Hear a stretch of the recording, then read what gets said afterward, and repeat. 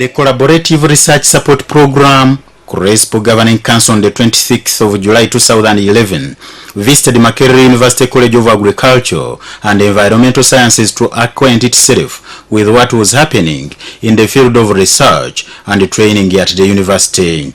The 20-man delegation included USAID officials, Crsp Council members, program investigators, and regional coordinators from different countries across the world.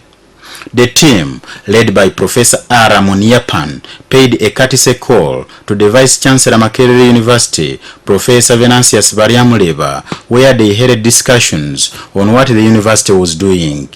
Professor Bariamuleba expressed happiness for the council's visit, assuring them of the university's commitment to improve its rankings.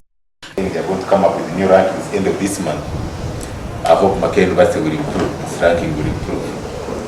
So we don't only based on web rankings to know that Makerere University is a great institution. We also look at the kind of partners we work with, the collaboration partners. The Vice Chancellor described the College of Agriculture and Environmental Sciences as strategic for research and training that the country looks forward to improve on its agricultural productivity and to serve as a food basket for sub-Saharan Africa. The College of Agriculture and Environmental Sciences is a very, very strategic college for this country and the region. You may be aware that Uganda is more or less the food basket for the greater Eastern Africa. We export food to Southern Sudan, we export food to DRC Congo, to Kenya, especially when there is a lot of drought, to parts of Tanzania, parts of Rwanda. Yet, we will keep talking about food security, but most of our farmers are subsistence farmers. These are people who don't use improved seed varieties. There are people who don't use fertilizers. There are people who have fragmented pieces of land. They don't use modern methods of farming. And when they grow their crops this year and the prices go down, the following year they don't grow. So how do you base like your export, if you are going to export food on such farmers? So we feel that our college is strategic. They are doing a lot of research in the area of coming up with you call them seedlings, those that are resistant to pests and maybe even some bit of drought. Addressing visitors, staff and students at the School of Food Technology, Nutrition and Bioengineering Conference Hall, the acting principal, College of Agriculture and Environmental Sciences, Professor Samuel Chamanywa, underscored the effort and support of Crsp in research and training geared towards averting the problem of food insecurity and malnutrition in developing countries. We in the university do recognize the contribution of the Crsps. We understand you as long-term multidisciplinary research teams, and I think that's the beauty of the Crsps. We also understand that the Crsps emphasize partnership in finding country-led solutions. Crsps acknowledge the key role science plays and technology plays in boosting agricultural development. Professor Chamanywa expressed the need for partners to focus their support on universities as crucial for economic development. The other mandate of the college is to also conduct research to address such problems. And right now, we are involved in that type of research to try and address the issues of pests. Issues of pests, we are addressing them in which way we are trying to develop new resistant varieties, particularly in the area of sweet potato, where we are looking for pest-resistant varieties, in the area of cassava, in the area of maize and sorghum, particularly sorghum. That has been our area where we are looking for resistance. We are also looking at integrated pest management mechanisms. How do you manage the pests in different ways so that you don't have perhaps to depend on only pesticides? And we are looking at biological control systems for the management of pests. He observed that Uganda is faced with a problem of low and declining agricultural productivity, which is associated with inefficient value chain linkages, poor input systems, high pre- and post-harvest losses, poor knowledge base of farmers, poor and unstable policies, and marketing, among others. Professor Chamanyo further said the college was taking lead in research and innovations through activities such as expanding the niche of agricultural products, introducing demand-driven postgraduate courses, using internship, postgraduates, and communities to address emerging agricultural and environmental problems, among others. The delegation was later in the day walked through a poster exhibition to showcase what the college was doing to improve agricultural production in the face of current environmental and climatic challenges. Today's agenda was the visits to the Parthenium weed management site. The Parthenium weed is a new deadly weed to cereal crops that has been discovered in Uganda and could hamper agricultural production if experimental control measures are not successful. The weed, scientifically termed as Parthenium hysterophorus and commonly known as Congress weed, is said to have invaded 12 districts in Uganda. According to experts, the weed entered the country through the border posts of Busia, Tororo and Maraba to Igang and Ibuikwe on food aid trucks for internally displaced people's camps. The principal investigator in the School of Agricultural Sciences, Dr. Jennifer Bisikwa, said the weed was first seen in central Uganda in Kampala around Makerere University by a decorator, but has also been reported in Masaka and Ibanda. This is the Parthenium weed, which is commonly known as Congress weed. It is a new weed in Uganda, probably being introduced from Ethiopia. We have found it in 12 districts in Uganda. It's not yet widely spread, but if we don't contain it, it can become a big problem in our country. Dr. Bisikwa explained that the weed releases toxins which are dangerous to crops, humans, and animals. It can be dangerous to livestock. The milk can lose its good flavor. The meat can also taste bad, and also it can burn. It causes allergies. When you look at this picture, when it gets in touch with the skin, it can cause dermatitis. But also, like in Ethiopia, it is competing with crops.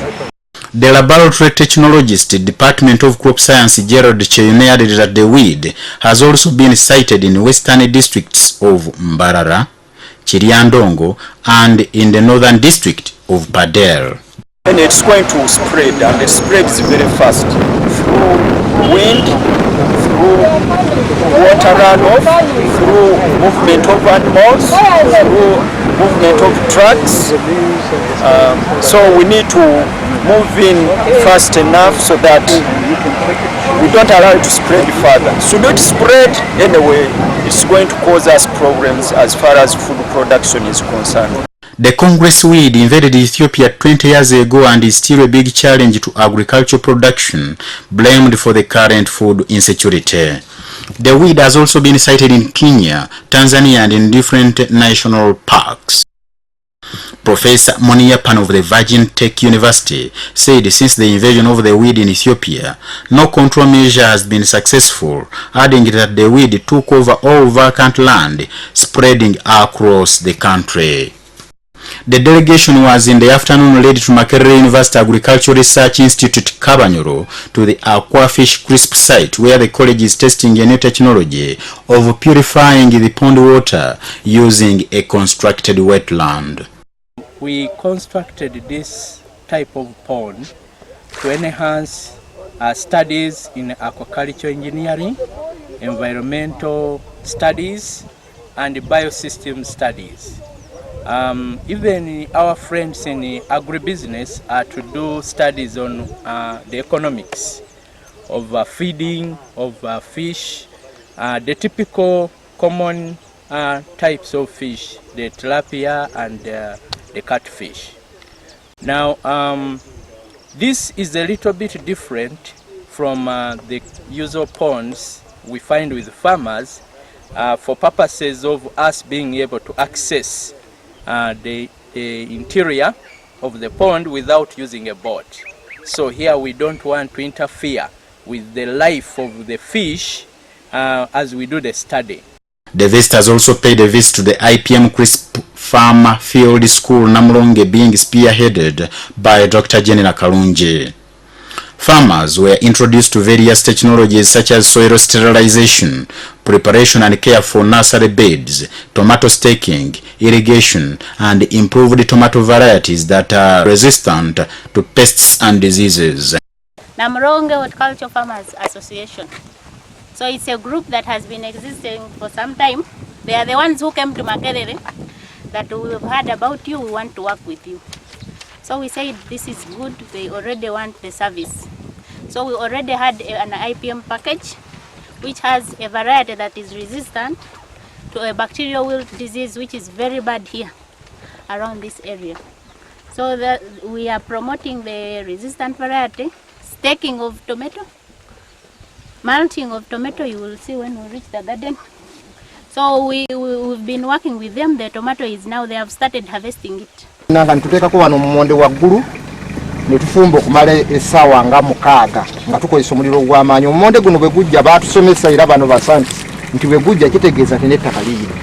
To make sure that the soil is well sterilized, there is a tuber of either sweet potato or cassava that is inserted inside the soil when heating is going on, and when it is ready, that is the time you know that it is well sterilized. Naye tulabye nga kikola As it is taught by the tulabye nga kikola kubanga oli baali tebannatusomesa twakolanga obi naye bwe tujjamu ne tuteeka mu trays fonda bweziti olw'okuba ettaka tuba tumaze okulikola obulungi akasigo buli kooteekamu kasobola okumpeera. They have seen that it is good and it is successful because when they plant, they put the seeds in that soil, there is good germination.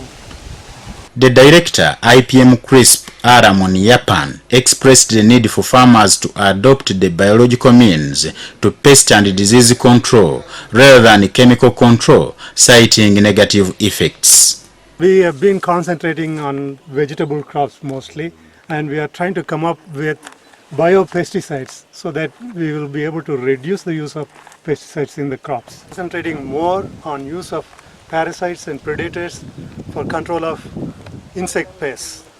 U.S. team lead on international research and biotechnology at the United States International Development Department, Robert Bartram, pledged his country's commitment to support Uganda's farmers in the area of field visits and knowledge sharing to better their farming practices for the betterment of their livelihoods. On the first day when President Obama became president, he said, "We will work with our friends to help make their fields flourish." We're very happy that Uganda is one of the countries that we are looking at as a special partner for food security, for agricultural development, and for food security in the future. Now, and it's very encouraging to see how science is making a difference in the lives of farming families and in your ability to have a good crop and make money and have a better life. And we're very, very grateful for the partnerships not only with Makerere University and our universities in the United States, but also with groups like yourselves. This is critical to really make the end we're all working towards. The team concluded a tour by visiting the National Crops Resources Research Institute in Namulonge, where they were received by the director of the institute, who briefed them about the center before touring the demonstration and research gardens. NACRI is one of the old research institutes that we have under NARO, and one of the 6 national research institutes. It is an old institute which started sometimes back in the 1930s, and specifically the interest at that time was for growing of cotton. It was not for any other crops, but specifically cotton. And it was not only serving Uganda during that time, and that was under the British Empire. It was serving the whole of sub-Saharan Africa. The Collaborative Research Support Program, Crsp, is a multidisciplinary research and training effort designed to address the problem of food security and malnutrition in third world countries. The college hosts over 10 crisps, which include the IPM crisps, the 3 peanut crisps, pulse crisps, horticulture crisps, aquafish crisps, and dry grain crisps, among others.